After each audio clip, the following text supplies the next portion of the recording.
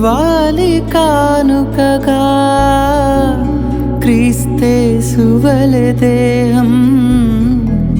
కావాలి యాగముగా దేహాన్ని దేవునికి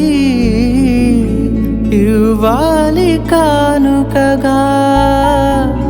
క్రీస్తేసువలె దేహం కావాలి యాగముగా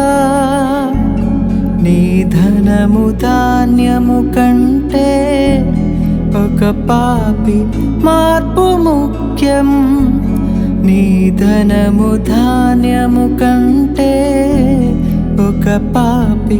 మార్పు ముఖ్యం